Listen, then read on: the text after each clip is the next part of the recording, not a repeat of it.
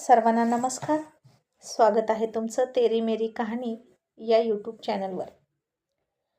सुमन आता दौलतच्या खोलीतून तिच्या खोलीत गेली आणि झोपली आणि ती तिच्या मनगटाकडे बघत होती.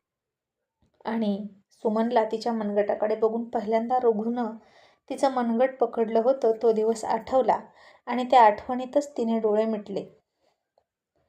आणि उठल्या उठल्याच तिच्या कानावर आलं की सदाच्या घराला आग लागली. आणि हे ऐकून सुमनला धक्का बसला. आणि बरं झालं आपण रात्रीच सदा आणि त्याच्या बायकोला गाव सोडायला लावलं आणि नशीब घरात कोणीच नव्हतं. आणि हे ऐकून सुमनला खूप वाईट वाटलं. आणि दौलत किती खतरनाक आहे हे तिला कळलं. त्याला एखादी मुलगी नाही भेटली की तो सरळ त्यांची घरं जाळतो. सरपंचानं सुद्धा तेच केलं होतं. त्याला कस्तुरी मिळत नव्हती म्हणून तिचं घर जाळलं. तेव्हा त्यानं आणि आता दौलतनं सदाच्या बाबतीतही तेच केलं.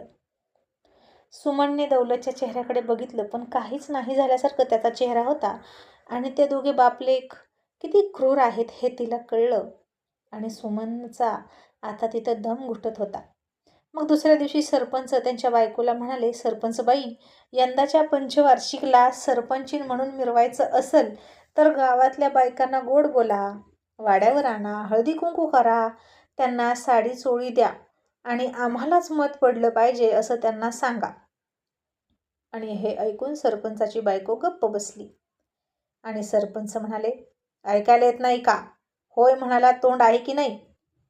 आणि आता सुनबाईंना पण जोडीला घ्या. 5 वर्षातून फक्त एकदाच तुम्हाला काम असतं आणि ते पण जड होते वय. चला लागा कामाला आणि घरोघरी फिरा.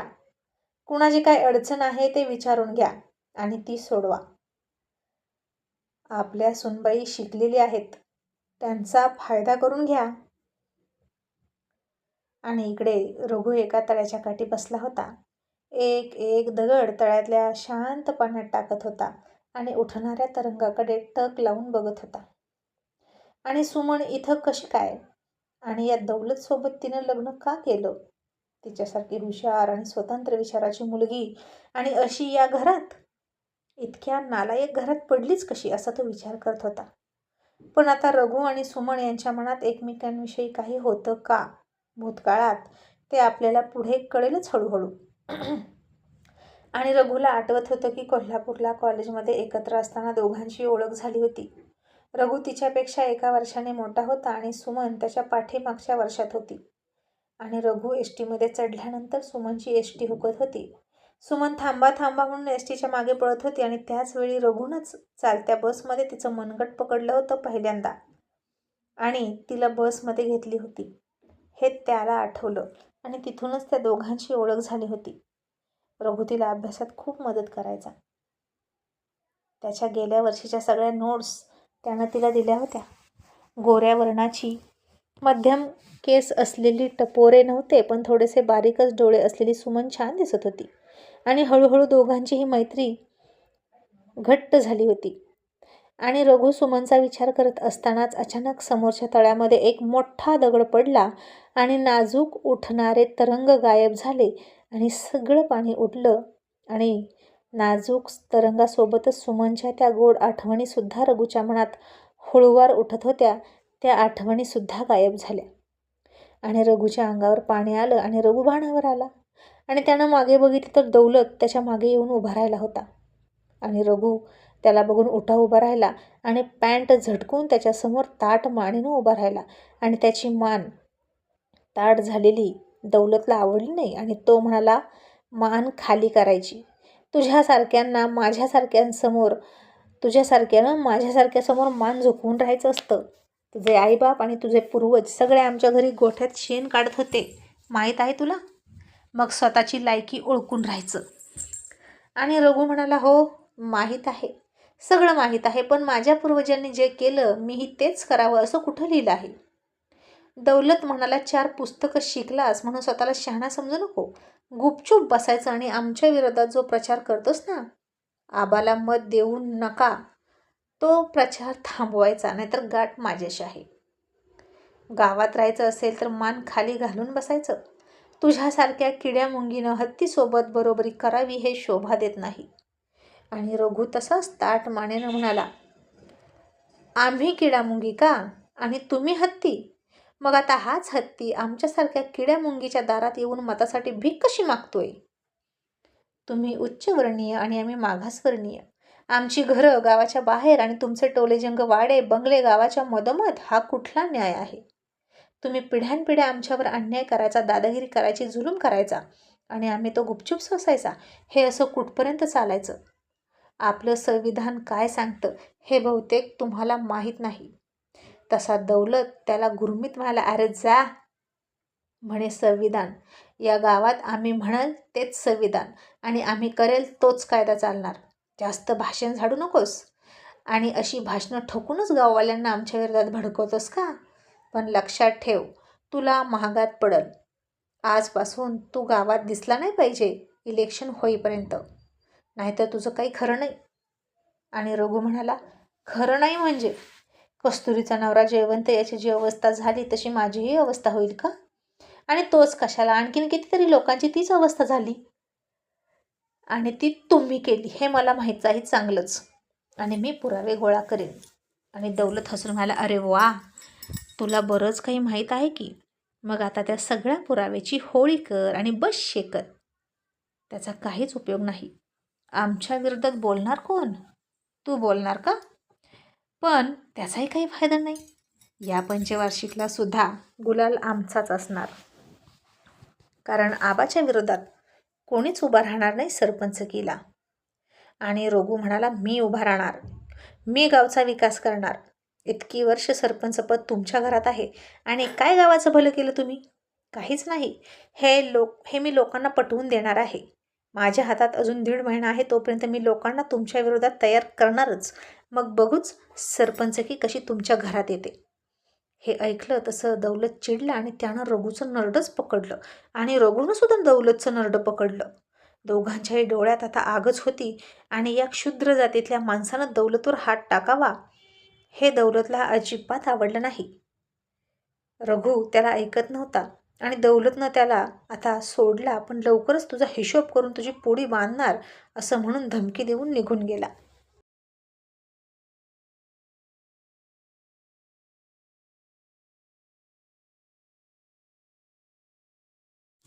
आणि आता रघुसुद्धा हिंमतवानच होता, सुशिक्षित होता आणि त्याला सरपंचाची मुजोरी मोडून काढायची होती गावातली. तो खालच्या जातीतला होता आणि आता तो सगळ्या गावकऱ्यांना सरपंचाच्या विरोधात शहाणं करत होता. दौलत चिडूनच घरी गेला आणि सरपंचांना म्हणाला, आबा, त्या रघुचं काहीतरी करायला पाहिजे. तो डोईजड होणार असं वाटतंय. त्याला गायब करू का, बोला. आणि सरपंच म्हणाले, थांबा दौलतराव, थांबा. सगळ्या गावाला माहीत आहे रघु आपल्या विरोधात गेलाय आणि इलेक्शनचा काळ आहे, खूप नाजूक आहे.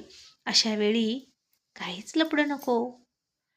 त्यांना किती पण पंजा मारू द्या, काहीच फरक पडणार नाही. तो लोकांना शहाणं करून स्वतःकडे मत घेतोय ना आणि आपल्याला मत देऊ नका असं सांगतोय ना. मग आपण लोकांना सामदाम दंडभेद वापरून आपल्याला मत द्यायला लावायचं आणि एकदा इलेक्शन होऊ द्या, सगळं वातावरण थंड होऊ द्या, सरपंचाची माळ माझ्या गळ्यात पडू द्या आणि मग त्याचं काय करायचं ते बघू. त्याचं नामोनिशाण मिटवून टाकू. आणि आता हे सुमननं ऐकलं आणि ती घाबरली आणि रघुला भेटून त्याला सगळं सांगितलं पाहिजे असा तिनं विचार केला. आणि इकडे चंद्रा शशीला म्हणाली, आपण कधी जायचं तुझ्या गावाला? शशी म्हणाला, जायचं आहे ग, पण असं कसं जायचं, जरा विचार करून जावं लागेल, कारण तिथं माझं स्वागत करायला पोलीस आहेत ना. आणि चंद्रा म्हणाली, आता पण डील करायला जाणार का? मला वाटतं डील तर नाहीच करायची तुझी. मग तिकडंच पोलीस का तुझी वाट बघतात? तिकडचे तू काय पुन्हा कोणाचा खून केलास की काय? असं म्हणून चंद्रा पेपर बघत बसली. तसा शशी गप्प झाला, कारण त्याला मानसिंग पाटलाची आठवण झाली होती. मग शशी चंद्राला म्हणाला, ओके, आपण उद्या निघतोय शिक्रापूरला जायला. आज पाऊस कमी वाटतोय. पण आता चंद्राचं लक्ष त्याच्याकडे नव्हतं. तिचं तर लक्ष पेपरमधल्या सोनाराच्या दुकानाची एक जाहिरात होती, त्या जाहिरातीकडे होतं आणि त्या दुकानात पैंजणाचा महोत्सव वगैरे काहीतरी असं होतं आणि ते चित्र ती भान हरवून बघत होती. चंद्राला तर लहानपणापासून असल्या घुंगराच्या पैंजणांची फार हौस, पण गरिबीमुळे मालन तिला घेऊ शकली नाही आणि तिची नजर कुठे आहे हे शशीनं बघितलं. आणि आता शशी पटकन बाहेर गेला. गुपचूप जाऊन अर्ध्या तासात परत आला तो. तेव्हा चंद्रा बाथरूममध्ये कपडे धुवत होती आणि अचानक त्यानं तिथं जाऊन एका हाताने तिचे डोळे पकडले. तशी चंद्रा दचकली आणि म्हणाली, कोण आहे? आणि शशी म्हणाला, घाबरू नको, मीच आहे. चंद्रा थोडी हसली, त्याच्या स्पर्शानं मोहरली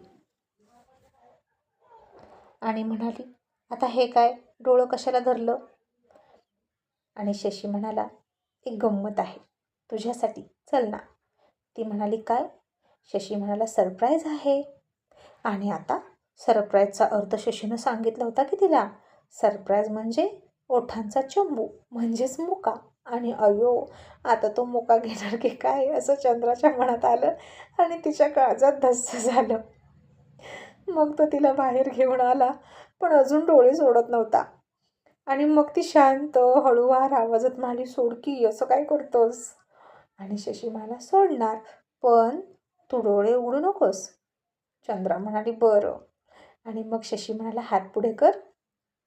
आणि चंद्रा मनात म्हणाली, आता हाताचा मुका घेतोय की काय? आणि तिने हात पुढे केले. तसं त्यानं तिच्या हातात काहीतरी ठेवलं आणि म्हणाला, आता डोळे उघड. मग तिनं हळूच डोळे उघडले आणि ते छमछम वाजणारं पैंजण बघितलं आणि तिला खूप आनंद झाला. आणि तसंच ते पैंजण काही वेळ हलवत राहिली आणि कानात त्याची छमछम ऐकत राहिली. पण नंतर नाराज होत म्हणाली, हे मी नाही घेऊ शकत. शशी म्हणाला, का? आता काय झालं? तुला आवडलं नाही का? चंद्रा म्हणाली, आवडलं, लय आवडलं, पण कोणत्या हक्कानं घेऊ? आणि काहीच नातं नसताना मी काही नाही घेणार. माझी आई म्हणती, असं नातं नसताना कुणाकडून काही घेतलं की त्याचा वाईट अर्थ असतो. ती रत्ना हलकट त्या पाटलाकडून असलंच काही पण घ्यायची आणि त्या बदल्यात त्याच्या खाली निजायची. आणि शशी म्हणाला, पण मी तुला असलं काही करायला सांगणारच नाही. तसं चंद्रानं त्याच्याकडं रागात बघितलं आणि म्हणाली, आणि मी काय तसलं करणार पण नाही. हात तर लावून बघ मला, हातच तोडून ठेवते तुझा, मग दाखवते तुला गंमत. आणि शशी म्हणाला, अगं शांत हो, मी कुठे काय म्हणालो? मित्र म्हणून तरी घेशील की नाही? हे बघ, तू माझ्यासाठी इतकं करतेस ना, कुठल्या नात्यानं? मी तुझ्या हातचं खातो, मग त्याच नात्यानं मी हे आणलं असं समज. मग तिला ते पटलं आणि मग ती म्हणाली, ठीक आहे. आणि तिनं तिची साडी थोडीशी वर केली आणि त्याच्यासमोर तिचा गोरा गोरा पाय ठेवला आणि शशीच्या लक्षात आलं की ती त्याला पैंजण घालण्याचा इशारा करते. मग शशी तिच्या पायात बसला आणि तिला पैंजण घालणार इतक्यात तिनं पुन्हा त्याचा हात पकडला आणि म्हणाली, थांब, आता तू कोणत्या नात्यानं माझ्या पायात पैंजण घालशील? मैत्री म्हणून मी ते घेईन, पण घालणार कोणत्या नात्यानं? ते तर मित्र करू शकत नाही ना. आणि शशीनं तिच्याकडे बघितलं, थोडा हसला आणि म्हणाला, चंद्रा, आय लव यू. आणि झालं. चंद्राला पुन्हा राग आला. तिनं ते पैंजण त्याला परत केलं आणि रुसली आणि शशीनं डोक्यावर हात मारला.